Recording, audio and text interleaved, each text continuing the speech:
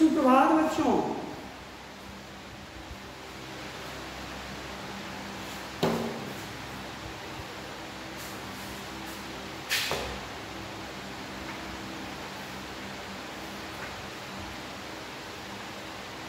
नमक का दारोगा तो मैंने आपको पढ़ा दिया था।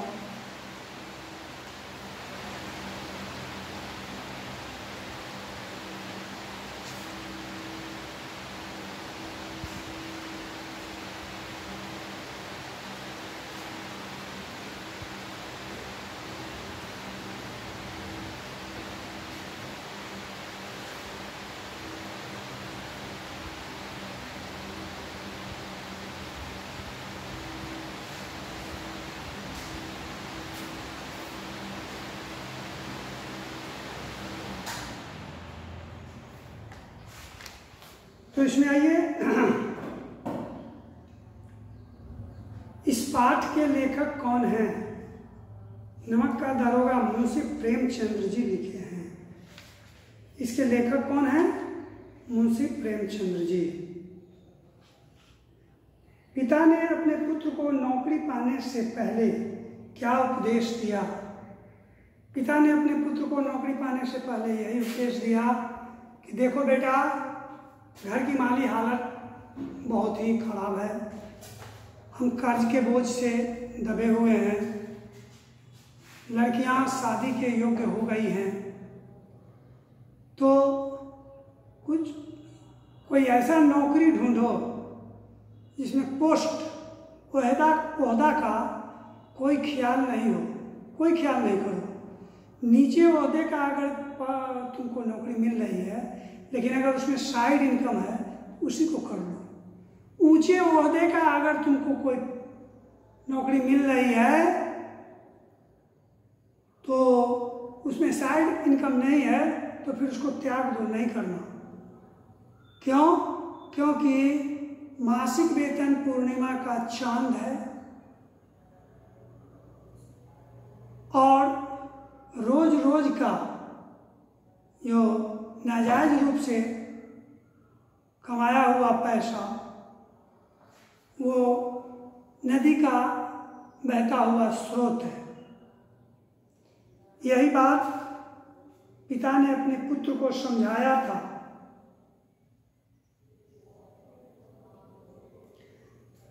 लक्ष्मी पर अखंड विश्वास होने का क्या अर्थ है?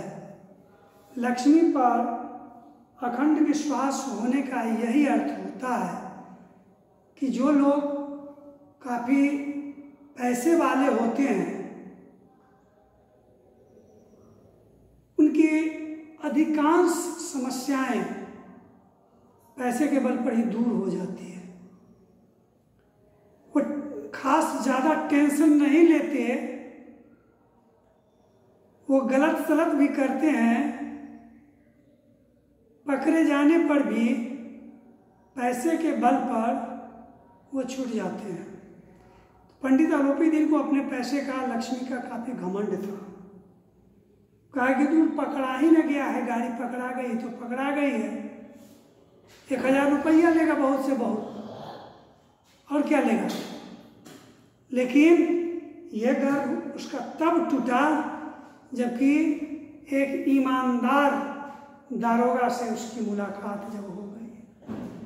वो बेचारा खींच करके 40,000 पर ले गया कि मैं 40,000 रुपये आपको देता हूँ, इससे इलाके में मेरा बहुत ज़्यादा इज्जत है, प्रतिष्ठा है ना, आप मुझे छोड़ दें। लेकिन कहा कि 40 लाख रुपए भी दोगे ना, तो तुमको जो ये गर्व, गुमान और गुरूर है इस लक्ष्मी पर, उसको मैं तोड़ना चाहता हूँ। यहाँ धर्म की लड़ाई है, तुम धन से धर्म को दबाना चाहते हो, ऐसा नहीं होगा। तो ये पंडित आलोपी दिन को अपने धन दौलत पर काफी विश्वास था कि कोई भी कार्य, कठिन से कठिन कार्य आसानी से हो जाएगा पैसे के बल पर, इस बात का विश्वास था उसको। अदालत में जाते वक्त अलोपीदीन की हालत कैसी थी? अदालत में जाते वक्त अलोपीदीन की हालत बहुत ही खराब थी। वह शर्म से सर को झुका करके जा रहे थे, जिसका आज तक कोई, जिसके ऊपर कोई आंच नहीं आया। पूरे इलाके में जो प्रतिष्ठित व्यक्ति समझे जाते थे, आज उनकी प्रतिष्ठा जा रही है। इस लज्जा से वे लज्जित होकर सर को झुका कर जा रहे हैं।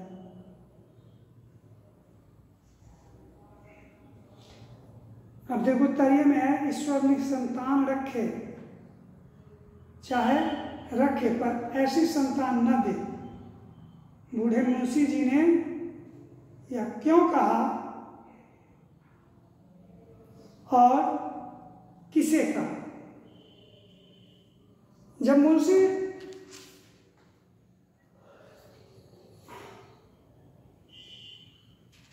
जब ये अलोपीदीन का बेल हो जाता है, पंडित अलोपीदीन अदालत में पहुंचते हैं, सारे लोग अमला फैजा मिलकर के उनका बेल खड़ा देता है, उन्हें बेल मिल जाती है।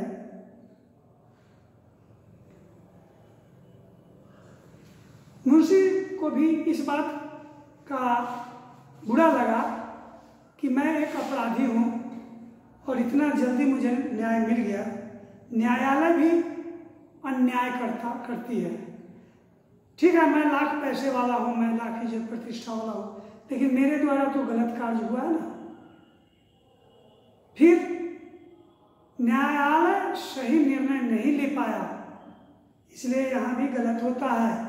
यहाँ के बड़े बड़े दाढ़ी वाले, बड़े बड़े सफेद पोष के भी दिल के अंदर काला है।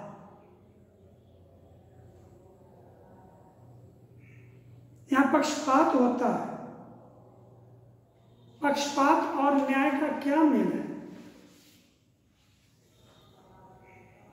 जहां पक्षपात हो वहां न्याय की कल्पना कैसे की जा सकती है? यहां तक कि मुकदमा शीघ्र समाप्त भी हो गया। डिप्टी मजिस्ट्रेट अपने तजवीज में लिखा, पंडित अलोपीदीन के विरुद्ध दिए गए प्रमाण निर्मूल और भ्रमात्मक। बताओ, बंशीधर का मुंह बन गया। ये तो अकेला था, सत्य की जीत कराने के लिए ये गया था, और जितने भी लोग थे सभी लोग असत्य की ओर चले गए। इसलिए मुंह बन गया इनका, मुंशी बंशीधर का, और सीधे अपने घर लौट गए। इतने लोगों से बैर भी मोल ले लिया, उनका मूल्य चुकाना अनिवार्य था। बड़ी कठिनाई से एक सप्ताह भी था। मुअत्तली और परवान आ पहुंचा। कर्तव्य परायणता का दंड मिला। बेचारे भग्न हृदय शोक और खेद से घर को चले। बूढ़े मुंशी जी तो पहले से ही कुड़कुड़ा रहे थे कि चलते चलते इस लड़के को समझाया था, उसने एक न सुनी। उसके पिता को तो मुंशी बंशीधर पर इतना आक्रोश था, इतना क्रोध आ रहा था। वो जो सुना कि 40,000 रुपया इसको मिल रहा था, इसको ठुकरा दिया। बताओ उसको कितना क्रोध हुआ। अपनी मनमानी करता है, ईमानदार बनने चला है, पढ़ना लिखना सब अकारथ गया। कुछ दिनों बाद जब मुंशी बंशीधर घर पहुंचे, बूढ़े पिताजी ने मुअत्तली का समाचार सुना तो सिर पीट लिया। जी चाहता है कि तुम्हारा और अपना सिर फोड़ लूं। वृद्धा माता को भी दुख हुआ। तीर्थ यात्रा की कामना मिट्टी में मिल गई।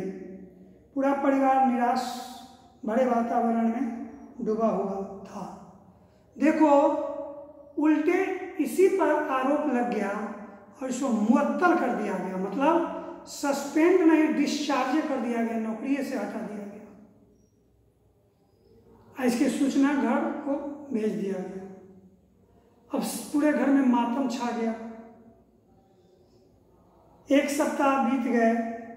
संध्या का समय था। बूढ़े मुंशी जी बैठे राम नाम की माला जप रहे थे। उसी समय द्वार पर सजा हुआ रथ आकर रुका। कई नौकर कंधों पर लाठियां रखी साथ थे। मुंशी जी अगवानी को आगे बढ़े और देखते हैं ये तो पंडित अलोपी दीन है। झुककर दंडवत की, लल्लो चप्पो करने लगे। हमारा भाग्य उदय हुआ जो आपके चरण इस द्वार पर आए। आप हमारे पूज्य देवता हैं। आपको कौन सा मुंह दिखा दें, क्या करें? लड़का अभागा है, नहीं तो आपसे क्यों मुंह छिपाना पड़ता? ईश्वर निसंतान चाहे रखे, पर ऐसी संतान न दे। अब देखो, यही दुनिया है कि सत्य की खोज में निकलने वाला व्यक्ति को बहुत ही कष्ट सहना पड़ता है। सत्य परेशान होता है लेकिन पराजित नहीं होता है। इतना परेशान करता है सत्य की कामना करने वाले व्यक्ति सत्य के मार्ग को छोड़ देते हैं। मुंशी बंशीधर के साथ भी कुछ ऐसा ही हुआ। ये सत्य की खोज में निकले थे, ईमानदारी से कार्य करते थे, तो इनके साथ ये हुआ कि इनकी नौकरी चली गई। 40,000 रुपया को भी इन्होंने ठुकरा दिया। इलाके के सभी लोगों से दुश्मनी भी मोल ले ली और इतना ही नहीं, उनके आय का भी साधन छीना गया। बतलाओ कि घर में क्या स्थिति होगी, कल्पना करने की बात है। इस वारदात के लगभग 1 हफ्ते हो गए थे। बंशीधर के पिता स्नान ध्यान करके दरवाजा पर बैठ के राम राम राम की माला जप रहे थे। इतने में जो है सो एकदम घोड़ा उड़ा पर सजा धजा, 2-4-5 गो घोड़ा आगे पीछे, लाठी पगड़ी बांधे हुए, लाठी लिए हुए इनके दरवाजा पर आया। पंडित अलोपी दीन भी थे उसमें। वे उतर करके और मुंशी जी के दरवाजे पर आए। मुंशी जी ने उन्हें पहचान लिया, आओ भगत में लग गए, है ना, चापलूसी में लग गए, है ना, लल्लू चप्पू करने लगे। और तब कहे कि क्या कहते हैं, यह अभागा बेटा को मैं इतना समझा करके भेजा था, इससे अच्छा है संतान न हो सो अच्छा, निसंतान आदमी रहे सो अच्छा, लेकिन ऐसे संतान, अभागा संतान नहीं होना चाहिए। आज मैं आपके सामने बहुत लज्जित हूँ।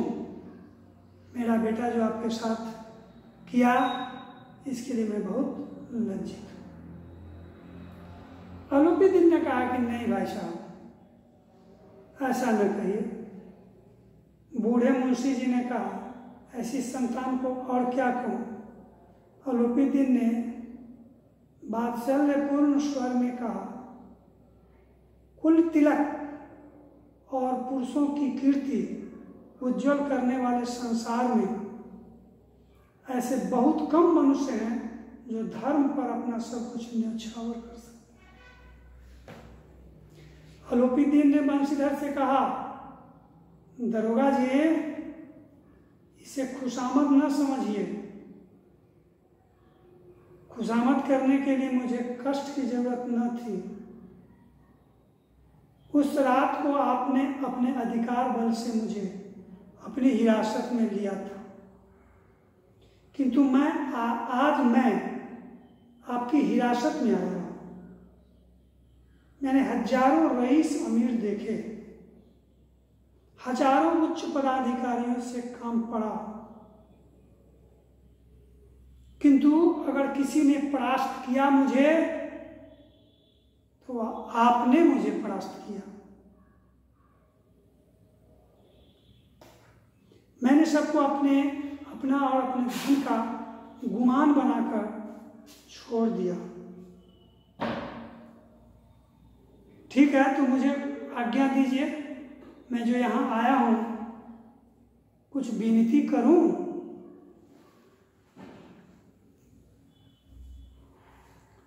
बंसीधर ने अलोपीदीन को आते देखा, उठकर सत्कार किया, किंतु स्वाभिमान सहित, साफ एकदम बिल्ली, धींगी बिल्ली नहीं बन गया। एक कक्षी जो होता है, एक रईस व्यक्ति दरवाजा पर आया है, समाज का प्रतिष्ठित व्यक्ति, तो दरवाजा वाले को भी चाहिए उसका स्वागत करना, उसका कक्षी अपना करना। तो कक्षी किया, लेकिन स्वाभिमान को बचाकर समझ गए कि अब मुझे लज्जित करने और जलाने आए, क्षमा याचना की चेष्टा नहीं की। क्या करेगा, मैं कोई गलती थोड़े किया था, मैंने तो सही काम किया था। गलत तो ये समाज है, गलत तो वो न्यायालय है जिसने उन्हें तुरंत में बेल दिया और मुझे सजा दे दी। लेकिन मैंने तो गलत नहीं किया था, तो गलती का इजहार कैसे करूं, क्षमा याचना कैसे मांगूं। पर पंडित जी की बातें सुनी तो मन का मैल धुल गया। पंडित जी की ओर आदर की दृष्टि से देखा, सद्भाव झलक रहा था। गर्भ ने अब लज्जा के सामने सिर झुका दिया। शर्माते हुए बंसीधर ने कहा, यह आपकी उदारता है जो ऐसा कहते हैं। मुझसे जो कुछ गलती हुई है उसे क्षमा कीजिए। अंतो गत्वा बंसीधर साफ सरेंडर बोल ही दिया, अपने गलती का क्षमा मांग लिया। मैं धर्म की बेरी में जकड़ा हुआ था, नहीं तो वैसे मैं आपका दास हूँ। जो आज्ञा होगी वह मेरे लिए सिर माथे पर होगा। अलोपीदीन ने विनीत भाव से कहा, नदी तट पर आपने मेरी प्रार्थना नहीं स्वीकार की थी, किंतु आज स्वीकार कीजिए। नदी के घाटी पर भी मैंने आपसे प्रार्थना किया था, आपने ठुकरा दिया था। आज भी मैं आपके दरवाजे पर आपसे प्रार्थना करने आया हूँ। मुझे आशा है कि आज प्रार्थना को न ठुकराएंगे।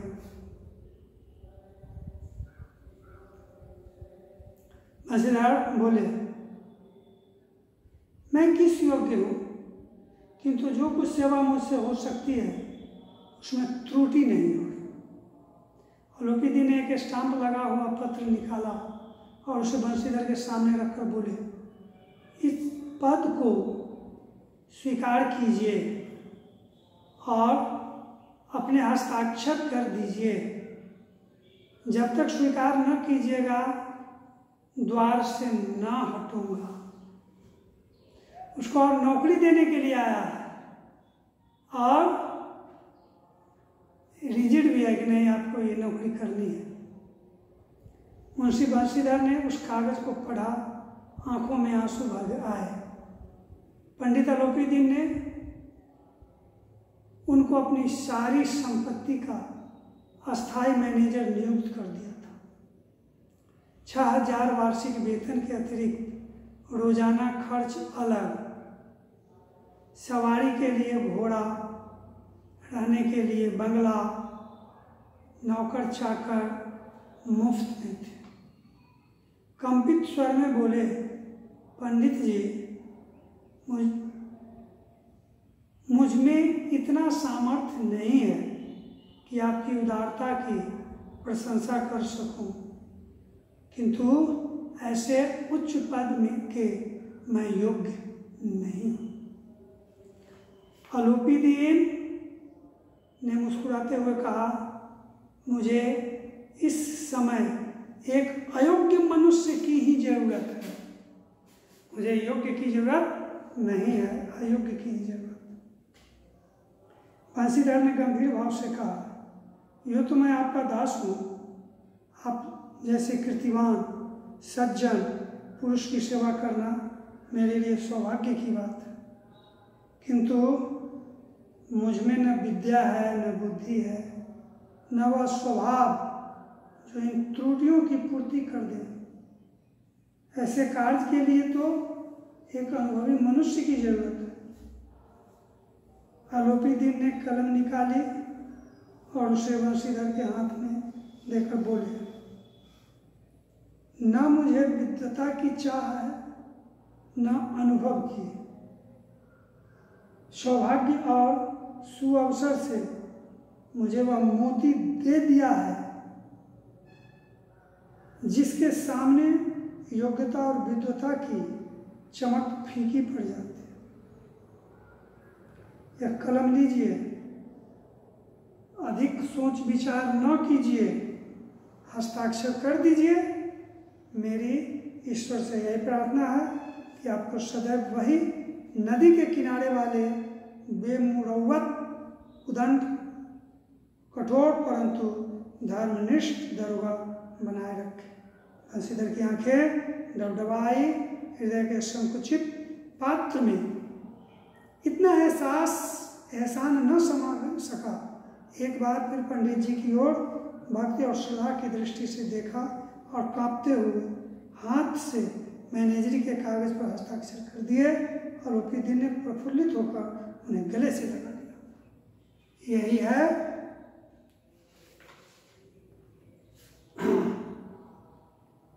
नमक का दरोगा कहानी।